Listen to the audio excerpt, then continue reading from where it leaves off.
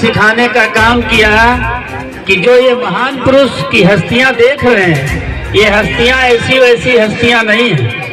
आज बाबा साहब की बदौलत हम और आप मान सम्मान स्वाभिमान की जिंदगी व्यतीत करने का मौका मिला है, तो बाबा साहब की बदौलत मिला है।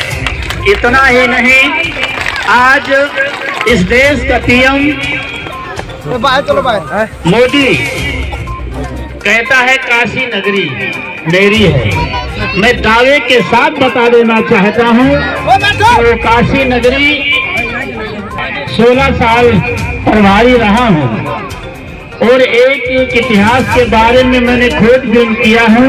वो काशी नगरी की देन अगर है तो संत रविदास जी की है, भगवान बुद्ध की है और बाबा साहब की है। क्योंकि इन महान पुरुषों का कहना है कि जो पैसा हम अंधविश्वास आडंबर पर खर्च करते हैं, देवी देवताओं के ऊपर खर्च करते हैं, उस पैसे को बचा बचा कर अपने बेटा बेटी की पढ़ाई पे लगा देना, आपका सम्मान होगा, आपका विकास होगा और बाबा साहब भगवान बुद्ध का कारवां पूरा होगा। साथियों, भाइयों बहनों, में बता देना चाहता हूँ एक छोटा सा उदाहरण अंधविश्वास के ऊपर। मैंने कहा शिक्षित बनो, संगठित रहो, संघर्ष करो।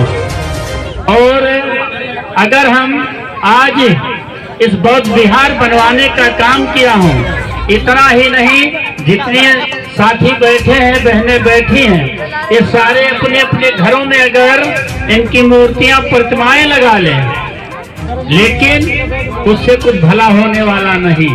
जब तक भगवान बुद्ध से लेकर बाबा साहब संत रविदास जी के विचारों पर नहीं चलेंगे तो आपका कोई कल्याण नहीं होने वाला है।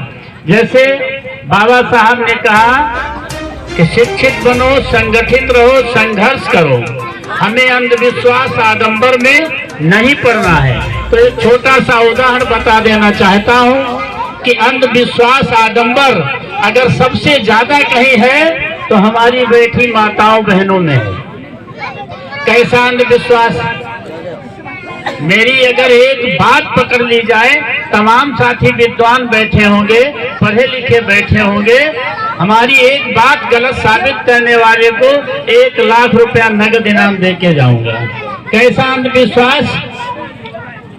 ये तो अपना ही गृह जनपद है, हम उत्तर प्रदेश के ही रहने वाले हैं। उत्तर प्रदेश के साथ साथ इस देश के लगभग 20 प्रांतों का प्रदेश प्रभारी रहकर मैंने इस मिशन मूवमेंट को आगे बढ़ाने का काम किया हूँ और हर जगह अपनी बात को ही नहीं बल्कि भगवान बुद्ध से लेकर, बाबा साहब से लेकर, मानवर साहब से लेकर, संत रविदास से लेकर उनके विचारों को जन जन तक पहुंचाने का काम किया हूं। कैसा अंधविश्वास? इस हमारे जनपद में दीपावली का त्योहार अभी हाल में निपट गया, जरा ध्यान देके सुने। दीपावली का त्योहार निपट गया। दीपावली के दिन सारी खुशियां मनाई जाती हैं, पूरी पकवान बनाए जाते हैं, घी के दिए जलाए जाते हैं, गोला बारूद पटाखे आग डालकर खुशियां मनाई जाती हैं। अच्छी बात है भाइयों बहनों, लेकिन बड़े दुख के साथ ये कहना पड़ता है कि दीपावली के दिन पूरी पकवान बनाने के बाद, सारी खुशियां बनाने के बाद जब सारा गांव सो जाता है, सारा मोहल्ला सो जाता है, सारा घर सो जाता है, तो उनके घरों में जो बूढ़ी दाइयां होती, जैसे ये बैठी, जब बूढ़ी दाइयां होती हैं, दादियां होती हैं, तो जब सारा गांव सो जाता है, सारा मोहल्ला सो जाता है, यानी आधी रात, तो कहीं कहीं सूप पीटने का काम करती, कहीं कहीं बर्तन बजाने का काम करती हैं और कहती हैं दुख दलित जात है, दुख दलित जात है, दुख दलित जात है, दुख दलित जात। अगर गलत बात हो तो 1 लाख रुपया ले जाओ और सही बात हो तो मेरे विचारों को सुनकर बाबा साहब भगवान बुद्ध के विचारों को बढ़ाने का काम करो। ऐ मेरे साथियों, मेरे भाइयों, मेरी बहनों, अब दिमाग लगाने की जरूरत है। अगर सूप पीटने से दुख दलिद्र जाता होता तो दिमाग लगाओ। जाने कब थे हमारी दादी की दादी, दादी की दादी, दादी की दादी, दादी की दादी, दादी की दादी, दादी की दादी, दादी की दादी, दादी की दादी, दादी की दादी सूप पीटत पीटत ऊपर चली गई, लेकिन दुख दलिद्र आज तक नहीं। दुख दलिद्र कब जाएगा?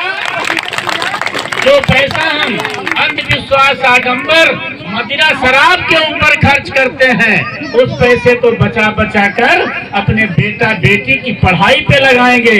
जो बेटा बेटी अच्छा पढ़ेंगे उनको नौकरी मिलेगी। नौकरी मिलेगी तो 10,000, 20,000, 50,000 रुपया बाहर से हमारे घर में आएगा, तभी हमारे घर का दुख दलिद्र दूर होगा।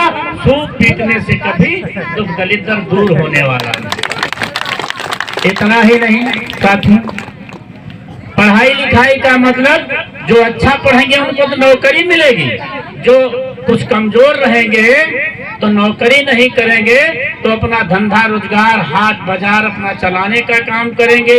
जब पढ़े लिखे होंगे तभी हिसाब किताब ले